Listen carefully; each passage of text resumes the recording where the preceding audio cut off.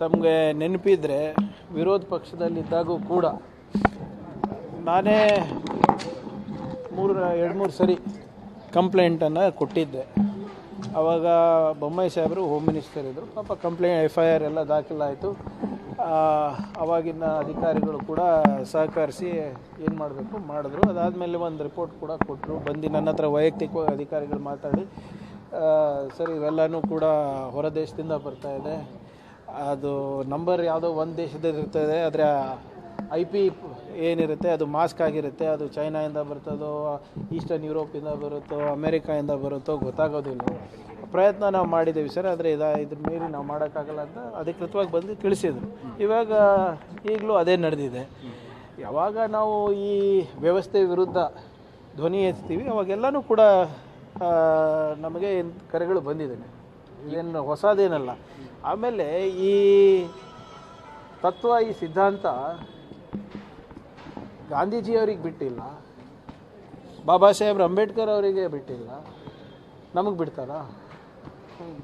So ಇವರು ಏನೇ intimidation ಮಾಡಲಿ, ಇವ್ರು ಏನೇ ಬೆದರಿಕೆ ಕೊಡಲಿ, ಅಂತಾರಾಷ್ಟ್ರೀಯ ಕರೆ ಬರಲಿ, ರಾಷ್ಟ್ರೀಯ ಕರೆ ಬರಲಿ, ಸ್ಥಳೀಯ ಕರೆ ಬರಲಿ, ನಾವೇನು ಹೆದರೋದಿಲ್ಲ.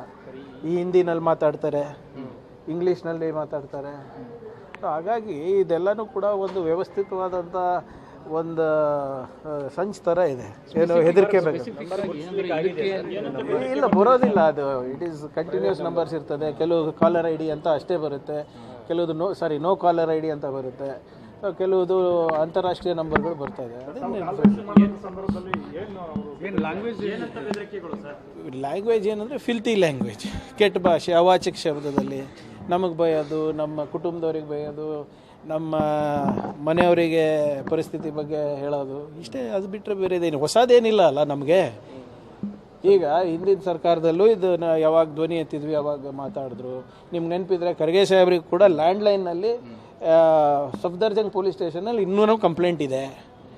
ಅವರಿಗೂ ಕೂಡ ಬಂದಿತ್ತು 2-3 ಸಂದರ್ಭದಲ್ಲಿ. ಇಲ್ಲಿ ನಮ್ಮ ಖರ್ಗೆ ಸಾಹೇಬರು ಎಲ್ಲಿ ಅವಾಗ ಬೆಂಗಳೂರು ನಿವಾಸದಲ್ಲಿ ಇದ್ದಾಗ ಕೂಡ ರಾತ್ರಿ 1 ಗಂಟೆಗೆ ಫೋನ್ ಮಾಡಿ ಬೆದರಿಕೆ ಹಾಕಿದ್ರು ಲ್ಯಾಂಡ್ಲೈನಿಗೆ. ಎಲ್ಲ ಇದ್ದೇ ಇರೋದಲ್ವ ಸಹಜ, ಎದುರಿಸ್ಬೇಕಾಗುತ್ತೆ. ಮಾತ್ರ ಫ್ಯಾಮಿಲಿ ಮೆಂಬರ್ಸ್ಗೂ ಕಾಲ್ ಮಾಡ್ತಾರೆ? ಇಲ್ಲ, ಫ್ಯಾಮಿಲಿ ಮೆಂಬರ್ಸಿಗಲ್ಲ. ಸದ್ಯಕ್ಕೆ ನನಗೆ ಮಾತ್ರ ಕರೆಗಳು ಬರ್ತಾ ಇದೆ ಕಂಟಿನ್ಯೂಸ್ ಆಗಿ. 1-2 ಅಂದರೆ ಓಕೆ. ವಾಟ್ಸಾಪ್ ಕಾಲ್ಗಳು ನೋಡಿ. FIR ರಿಜಿಸ್ಟರ್ ಮಾಡಿಸ್ಬೋದು, but again it's going to be the same thing.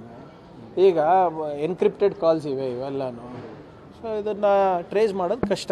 Sir, ಇದು ಐಡಿಯಾಲಜಿ ಆಫ್ ಫೈಟ್ ಇದೆ. ಅಂದರೆ ಕಾಂಗ್ರೆಸ್ ಮೊದಲಿನಿಂದಲೂ ಕೂಡ ಇದನ್ನು ವಿರೋಧಿಸ್ಕೊಂಡು ಬಂದಿದೆ. ಇದರಿಂದ ಹಿಂದೆ ಸರಿಯೋ ಮಾತೇನಾರು ಇದೆಯಾ? ಯಾರಿಗೆ ಸರಿಬೇಕು? ಸರ್ಕಾರ ವಿರೋಧ ಪಕ್ಷದಲ್ಲಿದ್ದಾಗೆ ಸರಿದಿಲ್ಲ, ಆಡಳಿತ ಪಕ್ಷದಲ್ಲಿ ಯಾರಿಗ್ರಿ ಎದುರಿಸ್ತಾರೆ ಇವರು? ಯಾರಿಗೆ? ಈಗ 100 ವರ್ಷದಿಂದ ಇದೇ ಪ್ರಯತ್ನದಲ್ಲಿದ್ದಾರಲ್ಲ, ಬೆದರಿಕೆ ಹಾಕಬೇಕು, ಹೆದರಿಕೆ ಹಾಕಬೇಕು.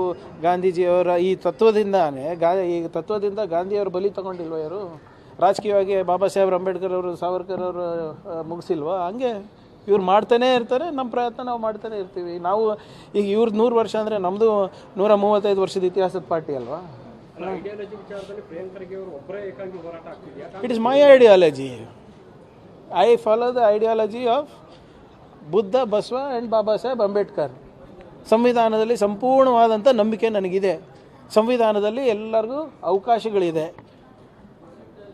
ಇಲ್ಲಿ ಈ ಆ ತತ್ವ ಸಿದ್ಧಾಂತದಲ್ಲಿ ಇಲ್ಲ, ಅಷ್ಟೇ ನಮ್ಮದು.